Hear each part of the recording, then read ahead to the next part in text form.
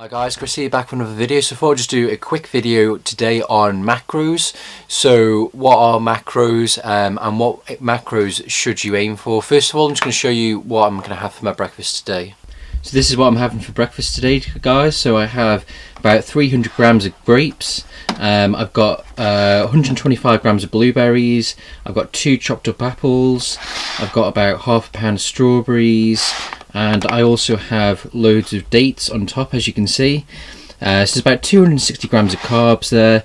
You can tell by the size of my hand how large it is. So again, go vegan and you get to eat way more food.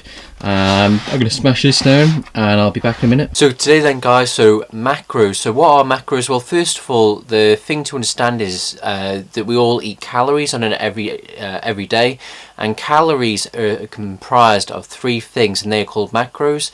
And the 3 macros that you have are carbohydrates, protein and fat. So 1 gram of carbohydrates equals 4 calories. 1 gram of protein equals 4 calories, and 1 gram of fat equals 9 calories. So what percentage of your calories should be divided up into those macros? So I'd say the best one at a minimum is 80-10-10. So 80% of your calories come from carbohydrates, 10% of calories coming from fat, and 10% coming from protein. So what is sort of the reasoning and the logic behind that? Well, let's just start with protein. Well, what is protein? Well, protein, basically the easiest way to look at it is it's building material. It's building material for your body to create new muscle, new cells. And that's sort of the way to look at it. Protein isn't a energy source.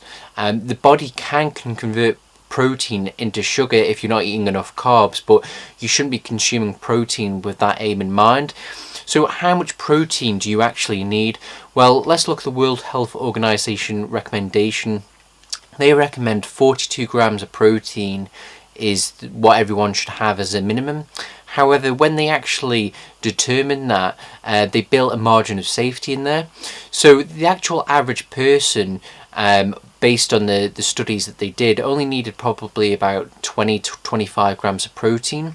So you had some people at the sort of the lower end of the scale over here, and as you come along here, the amounts increase. And on the far end of the spectrum over here, the people needed around 42 grams, so, whereas the majority fell in the middle. So think of it as sort of like a bell curve, like that. And so what they did is they decided, rather than just pick it in the middle where the majority of the people are, they instead went for the other side of the bell curve to make sure that their recommendation made sure that everyone had an adequate amount of protein. So I think it's always a good way to sort of start off from this perspective, because you need very small amounts of protein. So that's what you need a day, let's say 42 grams. And let's say if you are someone who's a bodybuilder, a power lifter,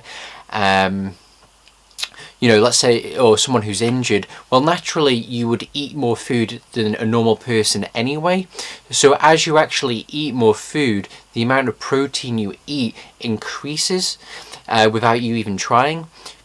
Excuse me. So for example, when I was cycling in the summer, sometimes I would eat 4,000 or 5,000 calories in a day, and rather than just having, say, 50 grams of protein like on a normal day, I would end up having 100 grams.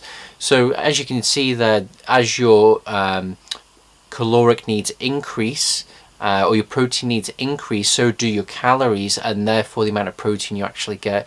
So protein is a non-issue. Never be worried about protein. Ask yourself, do you know anyone who's ever had a protein deficiency? Have you ever heard of it? And the answer is no. And how many people do you know who've died of cancer, or have cancer, or heart disease, obesity, type 2 diabetes, Alzheimer's, dementia, you name it? Protein deficiency is a myth. It's a non-issue. The only way you could be protein deficient in theory is if you're on some sort of starvation diet of 1,600 calories a day or less, and you weren't getting the protein you needed. But that is probably one of your lesser concerns. So that's sort of the starting point. So protein, you need very small amounts. You only need about 42 grams a day, and for the average person it works out perhaps about 10 grams of protein a day, but usually is less. So fat, the next one, again, you want to eat very small amounts of fat. So the thing to always remember with fat is the fat you eat is the fat you wear. So why do you need fat? Well, your body uses fat to make cholesterol, testosterone, different hormones within the body. It uses fat to create the membranes of the cells and what have you. But here's the thing: you only need very small amounts of fat in your diet. You only need a couple of grams, or or about 10-20 grams at the most. You need very small amounts. And here's the thing: people always get confused when I go on about the high carb, low fat diet, and they always turn around and say, "But you do need some fat." And I say, yes, I agree with you. You do need some fat. I never said you didn't need fat. I never said to eat a no-fat diet. I said eat a low-fat diet. So if you're on a high carb plant-based diet, you will by default get all the fat that you need on a whole food plant-based diet. So again, you want to aim for very small amounts of fat. And next, full carbohydrates. Carbohydrates are key. Carbohydrates are your life. Cut your carbs, cut your life. So most of our problems, in a way, in society come down to the fact that we eat low carb diets. When we eat low carb diets, our chronic disease rates increase greatly. Obesity increases, heart disease increases, and just not that though. That's when people they start resorting to caffeine and other things to try and stay awake. And carbohydrates are key to you powering your body, fueling your body. Your brain runs on glucose, your muscles run on glucose. And one of the things you need to realise if you're watching this is the vast bulk of your diet is got to be based on carbs to fuel you. Because if you don't, what happens? You start eating more fat and protein, which damages your body and your health. So what would the macros look like for different people who are watching this? So again, if you're watching this, I would say sort of the minimum macros you would start off at are 80-10-10. So 80% of calories coming from carbohydrates, 10% of calories coming from fat, and 10% of calories coming from protein. But ideally it would be even better than that, which I'll get into in a second. So let's say a woman. So at a minimum, I would say, let's say the average, 5'2", 110-pound woman might have, let's say, 2,000 calories a day. So let's say if she was on an 80-10-10 diet, this is what it would look like. So she would have about 400 grams of carbohydrates every day. She would have about 22.2 grams of fat, and she would have about 50 grams of protein.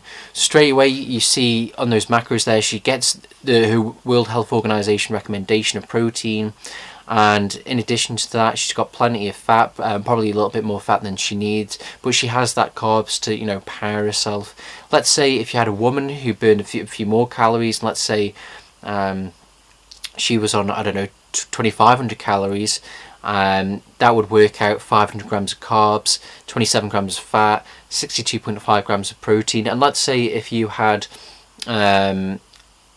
someone on the what I consider to be a better macro profile, this is what it would be. So what I think is probably an even better macronutrient profile or breakdown will be, say, 90% of calories coming from carbohydrates, 3% of calories coming from fat, and 7% of calories coming from protein. So let's give some examples based on, let's say, 2,000 calories. So a person having 2,000 calories with 90% of calories coming from carbs would have 450 grams of carbs every day. If they had 3% of calories coming from fat, they would have about 6.7 grams of fat a day. And if they had 7% of calories coming from protein, they would have about 35 grams of protein every day. So again, there, like I said, even though the World Health Organization recommends 42.5 grams of protein, they do have a buffer in there, and you can if you're someone with, you know, less mass, you know, you can get away with less protein and you'll be fine. Again, no one's ever died of a protein deficiency. Well, they may have done, but let's be honest, if they have done, it's because they were being starved in some way. They weren't eating a, you know, a calorically sufficient diet and being protein deficient at the same time.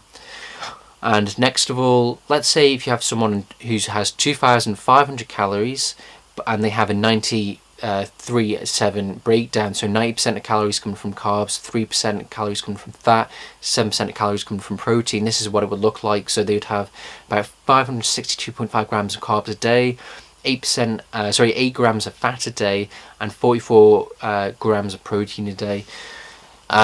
So how can you sort of bring this all together? Because I know it probably sounds quite confusing, let's be honest, if you're watching this and you're not familiar with it. Well, my recommendation is you go to cronometer.com, cronometer.com. I'll put a link in the description. And what you can actually do is you can actually put in there what your target macronutrient profile is. So you can put in those percentages I've given you. And what you can do is you can add the food that you eat throughout the day. And what can happen is you can see if you're hitting that.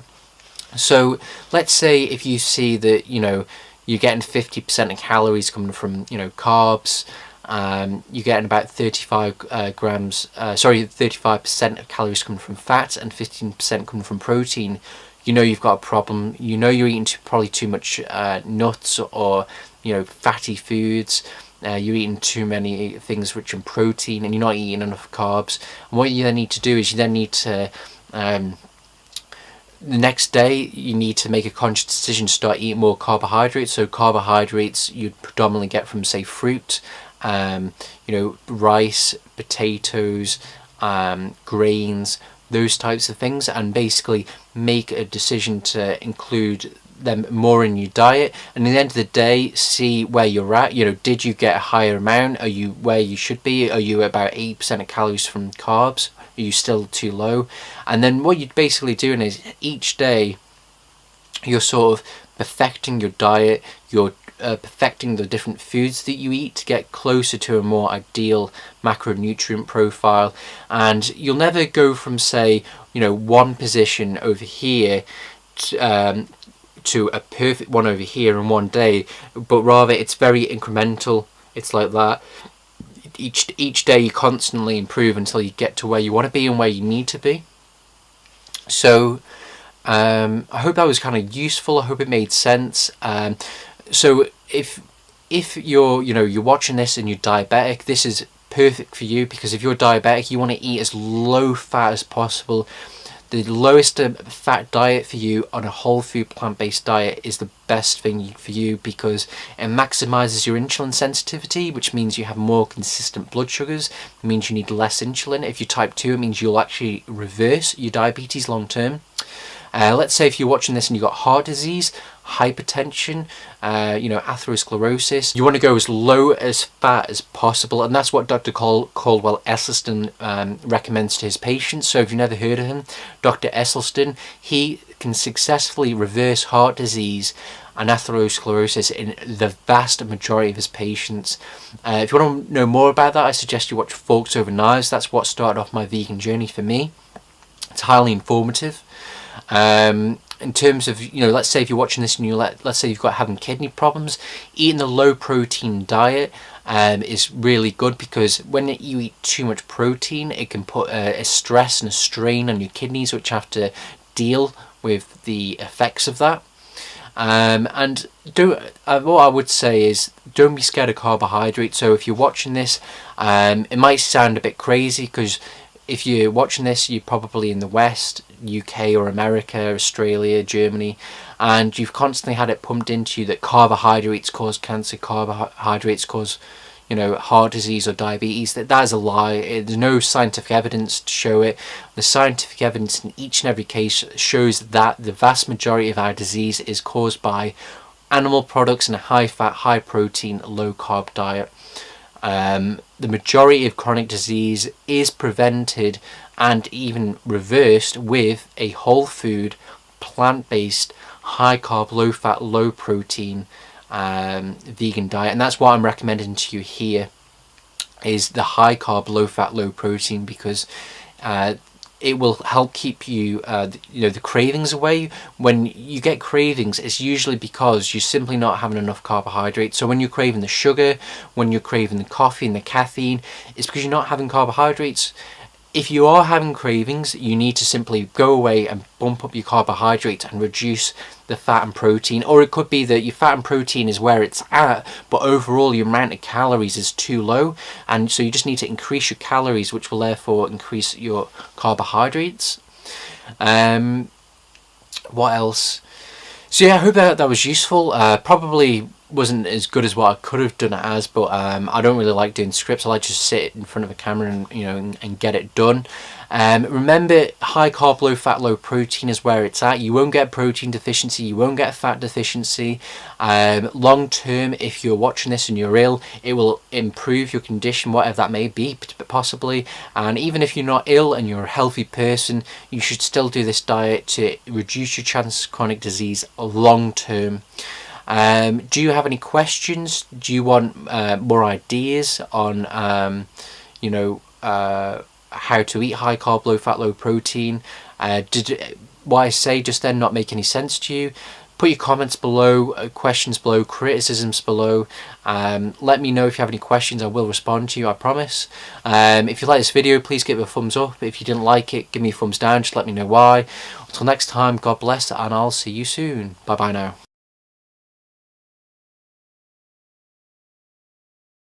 Today I'm going to do a video on my personal opinions on why people fail when they go on the vegan diet. First of all though, I'll quickly show you what I'm going to eat tonight. So this is my meal tonight, guys. So here I have about 1300 calories. I have 312 grams of carbs in total. 1 gram of protein equals 4 calories and 1 gram of fat equals 9 calories. So what percentage of your calories should be divided up into those macros? So I'd say the best one at a minimum is 80-10-10. So 80% of your calories come from carbohydrates. Apples, I've got about half a pound of strawberries, and I also have loads of dates on top, as you can see. So it's about 260 grams of carbs there. You can tell by the size of my hand how large it is. So again, go vegan and you get to eat way more food. I'm going to smash this down and I'll be back in a minute. So today then, guys, so macros, hydrates, 10% of calories coming from fat and 10% coming from protein. So what is sort of the reasoning and the logic behind that? Well, let's just start with protein. Well, what is protein? Well, protein, basically, the easiest way to look at it is it's building material. It's building material for your body to create new muscle, new cells. So what are macros? Well, first of all, the thing to understand is that we all eat calories on an every day, and calories are comprised of 3 things, and they are called macros. And the 3 macros that you have are carbohydrates, protein, and fat. So 1 gram of carbohydrates equals 4 calories. Hi guys, Chris here, back with another video. So I thought I'd just do a quick video today on macros. So what are macros and what macros should you aim for? First of all, I'm just going to show you what I'm going to have for my breakfast today. So this is what I'm having for breakfast today, guys. So I have about 300 grams of grapes. I've got 125 grams of blueberries. I've got 2 chopped up